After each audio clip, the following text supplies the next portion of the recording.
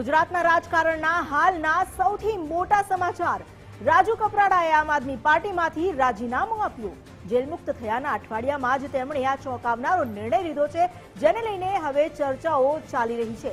અરવિંદ કેજરીવાલને રાજીનામું મોકલી આપ્યાનું તેમણે જણાવ્યું। આપના કિસાન સેલના પ્રદેશ અધ્યક્ષ હતા કપરાડા।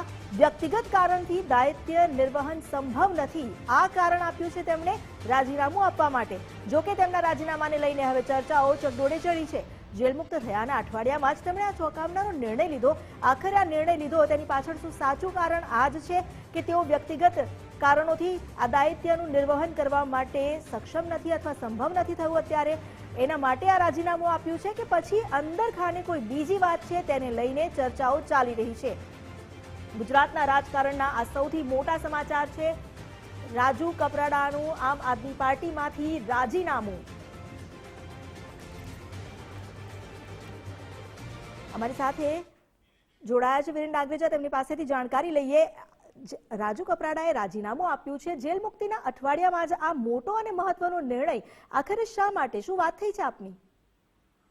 ચોક્કસથી અમિતા, વાત તો આમ આદમી પાર્ટીના પ્રદેશ કિસાન સંગઠનના અધ્યક્ષ રાજુ કપરાડાએ હાલ જ આમ આદમી પાર્ટીના તમામ હોદ્દાઓ પરથી રાજીનામું આપતા રાજકારણમાં ક્યાંક ને ક્યાંક ગરમાવો વ્યાપી ગયો છે। ખાસ કરીને આમ આદમી પાર્ટીના રાષ્ટ્રીય સંયોજક અરવિંદ કેજરીવાલને તેઓએ રાજીનામું આપ્યું છે। હાલ તો રાજીનામામાં વ્યક્તિગત કારણો દર્શાવી પોતે આમ આદમી પાર્ટીની હવે જવાબદારી નહીં મળી શકે તેવા કારણનો ઉલ્લેખ કરવામાં આવ્યો, પરંતુ ક્યાંક ને ક્યાંક બોટાદના કરદા કાંડમાં 108 દિવસની સજા ભોગવ્યા બાદ હાલ જ તેઓ જેલ મુક્ત થયા હતા। જેલ મુક્ત થયા બાદ ક્યાંક ને ક્યાંક તેઓ અચાનક રાજીનામું આપતા રાજકારણમાં ગરમાવો વ્યાપી ગયો છે। તેમજ પ્રાથમિક જે ચર્ચાઓ ચાલી રહી છે મુજબ આગામી દિવસોમાં તેઓ ક્યાંક ને ક્યાંક કોઈ રાજકીય પક્ષ સાથે જોડાય તેવી અટકળો પણ હાલ વહેલતી થઈ છે। અને આ જ મામલે સુરેન્દ્રનગર જિલ્લા સહિત રાજ્યભરના ખેડૂતોના પ્રશ્ને લડત આપનાર યુવા નેતાએ અચાનક કયા કારણોસર રાજીનામું આપ્યું તે અંગે હાલ રાજકીય માહોલ ગરમાયો છે।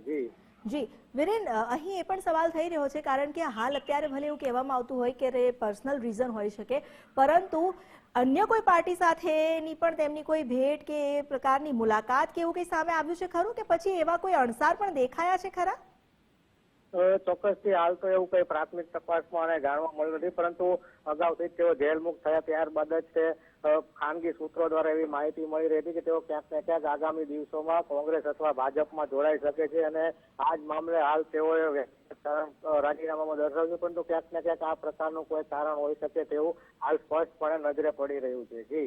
જી વિરેન, આભાર આપનો જાણકારી આપવા માટે। રાજુ કપરાડા, જેમણે આમ આદમી પાર્ટીને બાય બાય કહી દીધું જેલ મુક્ત થયાના અઠવાડિયામાં જ આ ચોંકાવનારો નિર્ણય લેવા પાછળ આખરે સત્ય હકીકત શું?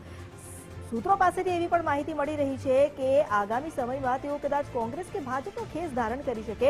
જોકે હાલ તો તેમણે જે અરવિંદ કેજરીવાલને રાજીનામું આપ્યું છે તેમાં વ્યક્તિગત કારણો જણાવ્યા છે, અને એવું પણ જણાવ્યું છે કે કેટલાક વ્યક્તિગત કારણને કારણે તેમને આપેલી જવાબદારીને નિભાવવું તેમના માટે સંભવ નથી બની રહ્યું, એટલા માટે તેઓ આ પદ છોડવા માટે રાજીનામું આપે છે। સૌરાષ્ટ્રની આમ આદમી પાર્ટીમાં આ મોટી બબાલ જે આગામી સમયમાં રાજનૈતિક સમીકરણોમાં પણ કેટલાક ફેરફાર લાવી શકે છે।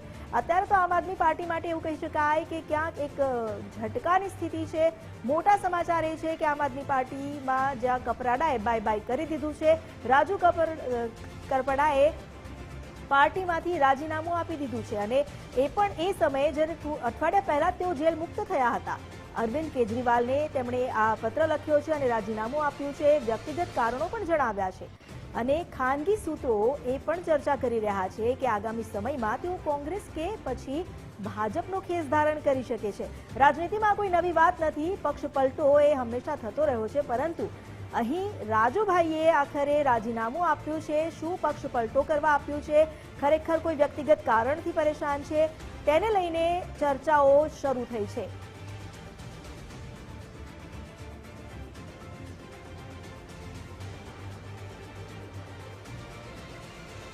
રાજુ કપરાડા, જેમણે આમ આદમી પાર્ટીમાંથી રાજીનામું આપી દીધું છે, અને હવે સવાલ એ થઈ રહ્યા છે કે આગામી સમયમાં રાજનૈતિક સમીકરણો કેવી રીતે બદલાય છે, કારણ કે જ્યારે પણ કોઈ નેતા આ પ્રકારે રાજીનામું આપે તો ચર્ચાઓ શરૂ થઈ જ જાય છે। ઉપરથી કેટલાક ખાનગી સૂત્રો એ પણ જણાવી રહ્યા છે કે કદાચ આગામી સમયમાં રાજુ કપરાડા તેઓ ભાજપ કે કોંગ્રેસનો ખેસ ધારણ કરી શકે છે। જો આવું થાય છે તો પણ એક મોટી હલચલ રાજનૈતિક રીતે જોઈ શકાય। રાજુ કપરાડા જેમણે એક જેલ મુક્ત થયાના અઠવાડિયામાં જ આ ચોંકાવનારો નિર્ણય લીધો છે એવું પણ એક ક્યાસ લગાવવામાં આવી રહ્યો છે કે જેલ મુક્તિ બાદ તેમણે આ રાજનૈતિક જે જવાબદારી છે તે છોડવા માટેનું મન બનાવ્યું. આપના કિસાન સેલના પ્રદેશ અધ્યક્ષ હતા કરપડા અને એ સમયે તેમણે કિસાનો સાથે મળીને તેમના પ્રશ્નોને પણ ઘણીવાર વાચા આપી છે.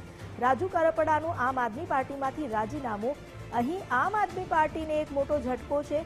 શા માટે તેમણે આમ આદમી પાર્ટીનો સાથ છોડ્યો તેને લઈને પણ હવે ચર્ચાઓ શરૂ થઈ છે. ભલે જે રાજીનામું છે તેમાં કારણ દર્શાવવામાં આવ્યું છે અંગત, પરંતુ શું માત્ર અંગત કારણ છે? કારણ કે જ્યારે રાજનીતિની વાત હોય તો તેમાં કેટલાય રંગ હોય છે અને રાજનીતિનો રંગ તો હોય જ છે.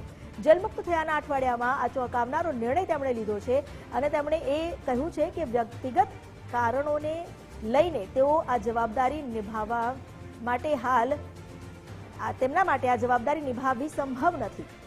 આપના કિસાન સેલના પ્રદેશ અધ્યક્ષ કરપડા જેમણે આમ આદમી પાર્ટીને બાય બાય કહી દીધું છે. રાજુ કરપડા જેમણે આમ આદમી પાર્ટીના રાષ્ટ્રીય સંયોજક અરવિંદ કેજરીવાલને પત્ર લખીને તે પણ 11/2/2024 એટલે કે આજે જ તેમણે આ પત્ર લખીને પોતાનું રાજીનામું આપ્યું છે. પાર્ટીના બધા પદથી તેમણે રાજીનામું આપી દીધું છે. તેમણે રાષ્ટ્રભાષામાં પત્ર લખીને પોતાની જાતને આજની જ તારીખથી રાજીનામું આપ્યાની જાણકારી પણ આપી છે. તેમણે એ લખ્યું છે કે सविनय निवेदन है कि मैं राजू करपड़ा आम आदमी पार्टी में अपने सभी पदों एवं जिम्मेदारियों से आज दिनांक 11/2/2026 से इस्तीफा देता हूं. व्यक्तिगत कारणों के चलते मेरे लिए वर्तमान दायित्व का निर्वहन कर पाना संभव नहीं है. पार्टी में मुझे जो अवसर, सम्मान और सहयोग दिया उसके लिए भी हृदय से आभारी हूं.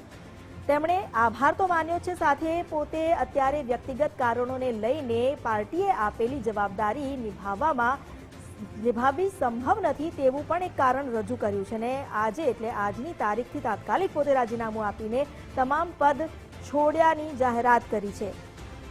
તેમણે આમ આદમી પાર્ટીના સુરેન્દ્રનગરના જે લેટર પેડ છે તેના પર આ રાજીનામું આપ્યું છે.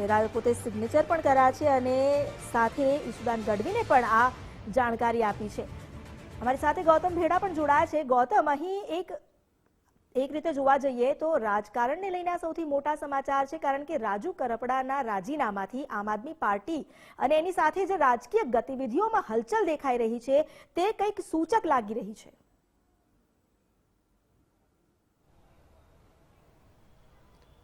જી ચોક્કસ, ગુજરાતની અંદર આમ આદમી પાર્ટીના જે 4 થી 5 મોટા ચહેરાઓ છે એમાંના એક એટલે રાજુ કરપડા, અને રાજુ કરપડાના રાજીનામાથી આમ આદમી પાર્ટી છે તેને ખૂબ જ મોટો ફટકો પડ્યો છે.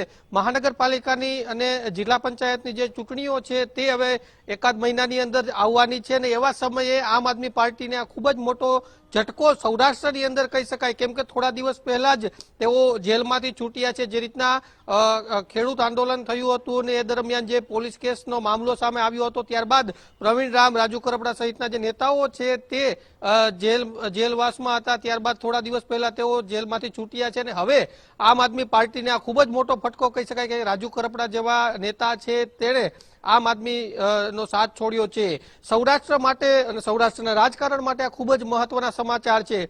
બીજી બાજુ એવી પણ ચર્ચાઓ શરૂ થઈ છે કે શું કોઈ દબાવમાં આવીને તેમણે આ રાજીનામું આપ્યું છે અથવા તો આમ આદમી પાર્ટીની અંદર નારાજગીને લઈને, કેમ કે થોડા દિવસ પહેલા રાજકોટ શહેરની જો હું વાત કરું તો રાજકોટ શહેરના જ આમ આદમી પાર્ટીના જે અમુક નેતાઓ છે તેમાં જૂથબંધી હોય અને એનાથી અમુક નેતાઓ નારાજ હોય એવા સમાચાર સામે આવ્યા હતા. અને ત્યારબાદ હવે રાજુ કરપડા જેવા મોટા દિગ્ગજ નેતા આમ આદમી પાર્ટીના કહી શકાય તેમણે હવે રાજીનામું ધરી દીધું છે. એટલે સૌરાષ્ટ્રના રાજકારણ માટે ખૂબ જ મોટા સમાચાર છે. ને બીજી બાજુ આમ આદમી પાર્ટીને પણ સૌરાષ્ટ્રની અંદર ખૂબ જ મોટો ફટકો છે કે જે સૌરાષ્ટ્ર અને ગુજરાતની અંદર જે 4 થી 5 મોટા નેતાઓ છે તેમાંના એક રાજુ કરપડા હતા અને તેમણે જેલમાંથી છૂટ્યાના થોડા દિવસ બાદ જ રાજીનામું ધરી દીધું છે. જી આભાર ગૌતમ જાણકારી આપવા માટે. તો હવે જે રાજનૈતિક ક્યાસ છે લગાવવા લઈ રહ્યા છે, અટકળો વહી રહી છે કે શું કોઈ અન્ય પક્ષ પલટાની વાત છે કે પછી આમ આદમી પાર્ટીમાં જ મતભેદની વાત છે, કારણ કે રાજકીય પક્ષોમાં આ પ્રકારની જૂથબંધી એ કોઈ નવી વાત નથી. આમ આદમી પાર્ટીમાંથી શું તેઓ નારાજ હતા અને આ પ્રકારે તેમણે રાજીનામું આપ્યું છે કે પછી અન્ય કોઈ પક્ષની વાત છે, કારણ કે આગામી સમયમાં જે સ્થાનિક સ્વરાજની ચૂંટણીઓ પણ છે. તો આખરે આ જે તેમણે રાજીનામું આપ્યું છે તેનાથી શું ફરક પડશે એ પણ એક સૌથી મહત્વનો સવાલ થઈ રહ્યો છે, કારણ કે જે મોટા ચહેરાઓ આમ આદમી પાર્ટીના ગણાય તે પૈકીનો એક એટલે રાજુ કરપડાનો ચહેરો ગણાય અને તેમણે રાજીનામું ધરી દીધું છે.